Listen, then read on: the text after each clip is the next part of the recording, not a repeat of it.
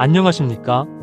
오늘은 죽음 앞에서 선택한 믿음, 즉 슬픔의 자리에서 약속의 땅을 소유하게 되는 창세기 23장의 내용을 통해 우리에게 주시는 교훈을 함께 나누고자 합니다. 믿음은 상실의 슬픔 속에서도 흔들리지 않고 하나님의 약속을 굳건히 붙들며 오늘 내가 할 수 있는 가장 작은 순종을 선택하는 것입니다. 우리는 믿음의 여정과 그 속에서의 깊은 상실에 대해 생각해 볼 수 있습니다. 사라가 127세의 나이로 세상을 떠났을 때 이는 성경의 나이가 기록된 유일한 족장 부인입니다.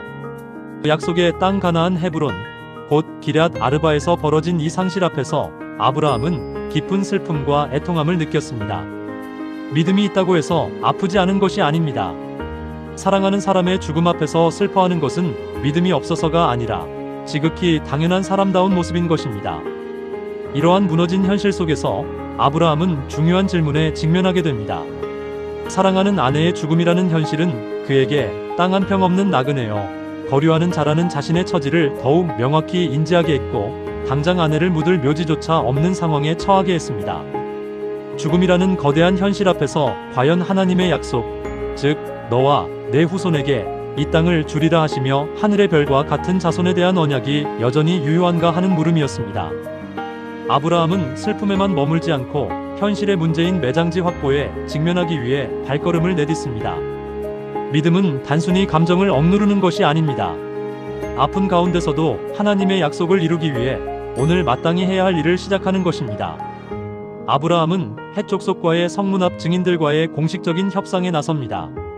첫 번째로 그는 겸손한 자세로 자신을 나그네여 거류하는 자라고 소개하며 법적 소유권이 없음을 인정하고 정중히 요청합니다. 이에 헷 족속은 아브라함을 하나님이 세우신 지도자로 존중하며 가장 좋은 묘지를 내어드리겠다고 제안합니다. 그러나 아브라함은 단순한 호의나 대여가 아닌 정당한 값을 치른 영구적인 소유권을 정식으로 요구하며 그들의 제안을 거절합니다. 그는 왜 무상으로 제공되는 호의를 단호히 거절했을까요? 헷 족속의 제안은 무상 대여 방식의 호의로 당장의 장래를 위한 일시적 해결책이었기에 언제든 주인이 바뀌면 소유권 분쟁이 일어날 수 있는 위험성이 있었습니다. 반면 아브라함의 선택은 정당한 대가를 지불하여 약속의 땅 안에서 영구적인 소유권을 확보하는 것이었습니다. 이는 세상의 호의에 빚지지 않고 언약을 담아낼 확실한 법적 권리를 확보하기 위한 행동이었습니다. 아브라함은 사라를 위해 막벨라 굴을 선택합니다. 단순히 매장을 위해 필요한 굴만 산 것이 아닙니다. 그는 주변의 밭과 나무를 포함하여 밭 전체를 함께 구매함으로써 후대의 통행이나 소유권 분쟁 시비를 원천적으로 차단했습니다. 이는 당장의 장례 절차를 넘어 미래의 후손들이 상속받을 약속의 땅에 대한 아브라함의 강렬한 확신을 보여주는 행위였습니다. 그는 땅값을 흥정하지 않고 에브론이 제시한 은 400세겔을 모두 지불했습니다. 이는 당시로서 매우 큰 금액이었음에도 불구하고 아브라함은 상인들 사이에서 통용되는 무게로 그 자리에서 달아주었습니다. 당장의 금전적 이익보다 하나님의 약속을 담아낼 분명한 소유가 더 중요했기 때문입니다. 그리하여 마침내 약속의 증표를 얻게 됩니다. 비록 작은 굴 하나, 작은 밭 하나였지만 이것은 하나님이 약속하신 가나안 땅이 현실의 소유로 드러난 첫 번째 흔적입니다. 아브라함은 세상의 편법이나 사람의 호의에 의존하지 않고 정직한 방법으로 하나님의 약속을 취했습니다.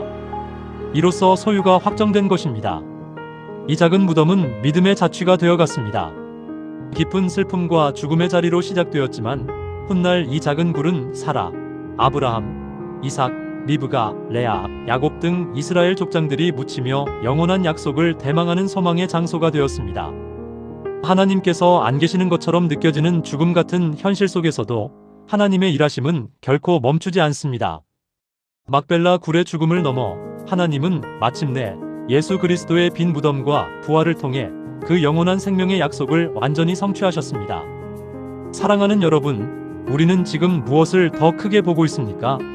슬픔과 두려움이라는 현실 앞에서 혹 눈앞의 손해와 계산 때문에 믿음의 발걸음을 뒤로 물러서고 있지는 않습니까? 마치 하나님이 안 계시는 것처럼 세상의 방식에 타협하며 살아가고 있지는 않습니까? 믿음은 바로 지금 가능한 순종입니다. 우리의 작은 순종은 언약을 이루어내는 인간의 능력이 아닙니다. 그것은 이미 모든 것을 신실하게 성취하신 하나님을 향한 믿음의 응답입니다. 오늘 당신이 서 있는 무너진 자리에서 하나님의 약속을 믿고 내디딜 수 있는 작은 순종은 무엇입니까? 죽음 같은 현실 속에서도 우리에게 생명을 주실 하나님을 바라보며 묵묵히 나아갑시다. 데살로니가전서 5장 16절에서 18절의 말씀처럼 항상 기뻐하고 쉬지 말고 기도하며 모든 일에 감사하는 삶을 통해 하나님의 뜻을 이루어가는 저와 여러분이 되기를 소망합니다.